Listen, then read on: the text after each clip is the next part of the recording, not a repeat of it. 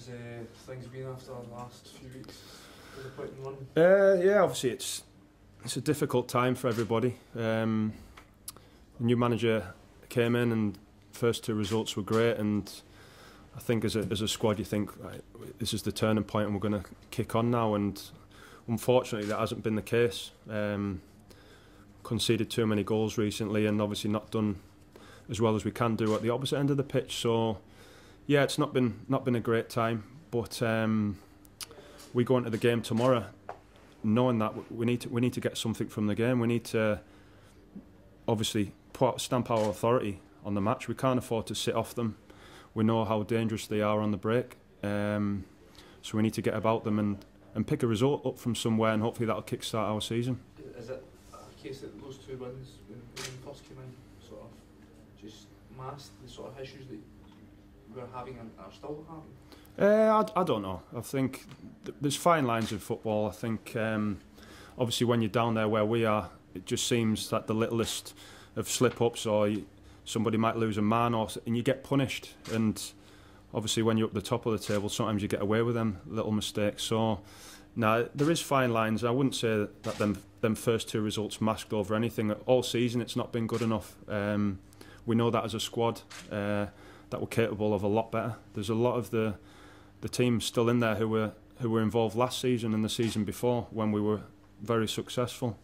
So it's just getting a bit of that confidence back, I think. There's a lot of young lads still in that team who aren't used to maybe being in the situation that we're in at the minute. And it's up to us senior lads to galvanise the squad and get round them. And because we've had experience through our careers, I have personally, have been in relegation scraps, and you want to obviously help these young lads through that and lead by example if possible. And hard work is the key. We need to really show how much it means to us and how much it means to the club to get out of this situation. What are your relegation experiences?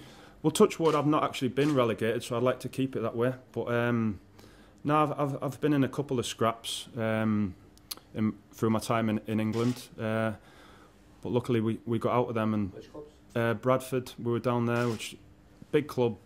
Should never have been in that boat, but I remember going 2 or 3 games towards the end of the season and it was touch and go, and we managed to get out of that situation. Notts County, which actually I was with the manager now, we were in the same team down at Notts County. We were struggling a lot of the time down the bottom of the league, but we managed to, I think we finished mid-table in the end. And the way you do it is by sticking together, hard work. Obviously from the outside you get written off and you expect, oh, well, they're going to get beat again, but as a squad and as a club you need to stay together, and hard work will hopefully get you out of it. When you see the position that you finished last season, especially the way you finished last season, did you ever think when this season kicked off you'd be where you are, that you would fall quite so low? No, I don't think anybody could have even imagined how this season's panned out, to be honest. Over the last, I've only been here nearly 3 seasons, but over that period, the success we had on the pitch, and I think when you are up there, a lot of teams give you a little bit of respect, so they might sit off you thinking you're going to punish them. Whereas when you're low on confidence or you're down near the bottom, teams sense there's an opportunity there to try and capitalise on it, and that's one thing that we're going to have to deal with. It's a different pressure to when you're at the top of the league and you can go and play your free-flowing football and express yourself. Sometimes it's about digging in and showing a bit of character and getting about players. And if that's what it takes, obviously you'd all like to go out there and play some pretty stuff and score 3 or 4 goals. But if it takes a 1-0 scrappy effort where you have to get stuck in, that's what we're going to have to do. When you did have these experiences in the past, you say hard work sees you through, but when confidence is low, it must be hard to build that back again. That must be the key point that keeps you going towards victories, so the confidence comes back.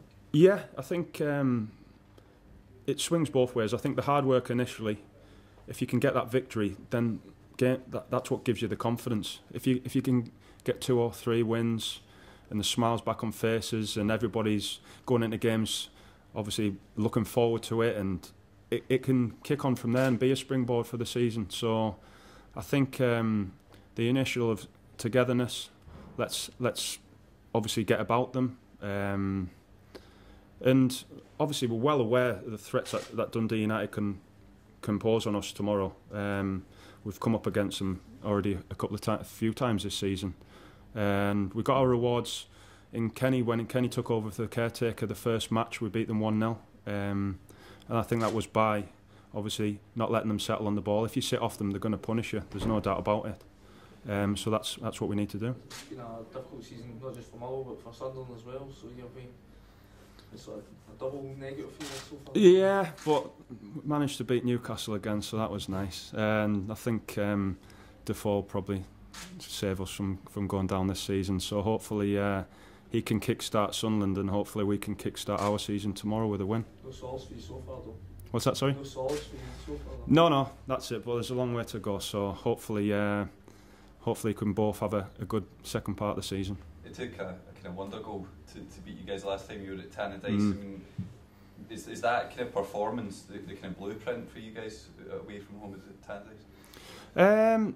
We've had mixed results there. I can remember going there and Big Higgy scored a different class goal after a couple of minutes a couple of seasons ago, and like there's such fine lines. We know we've spoke today about what we need to do. We need to be a lot better than we have done in the last few games. There's no doubt about that. And whether we're going to Dundee United tomorrow, whether we're going to the top of the league, bottom of the league, it's about ourselves and stamping our authority from that first whistle. We can't go out there and wait for things to happen. We need to go out there and make sure that they know they're in for a game for the 90 minutes. It's been some run of games. You guys have had Celtic in midweek, Dundee United, then I think it's St Johnstone possibly coming up as well. Do players kind of look at the fixture list at this time of the season and say, that's a really bad run, or here's where we can really pick up a lot of points? I think you always look at your home games. I think that's where majority of the time you need to be aiming for your 3 points. Home games, making it difficult for teams to come to your patch, and if you can get a consistent run of that over the season and then pick up what you can away from home, that's pretty much what every team's objectives is. But the situation we're in at the minute, obviously home performances and away performances haven't been good enough throughout the whole season, so it's about starting tomorrow, hopefully getting something from this match, and then, like I spoke about before, having a springboard to then go into that massive game next week, which is St Johnstone at home. Have you found it frustrating, especially for yourself, out with the team struggles, but yourself, you've been in and out side this season, it must be hard to get a consistent run of form yourself when you're not playing every single week? It is. I think that's on a personal level, but as a team, I think that's maybe been one of the problems this season. We haven't had a consistent 11 that started, which in previous seasons you could name the starting 9, 10 maybe every week, which is no fault of anybody's. You get injuries, you get suspensions, things like that happen. Players left in the summer who were here last season, like McFadden, Hutchinson. These things happen, and it can be hard to get your consistency if you're in and out of the side and you're picking up niggles. But I think the time's come now where we can't be using any more excuses.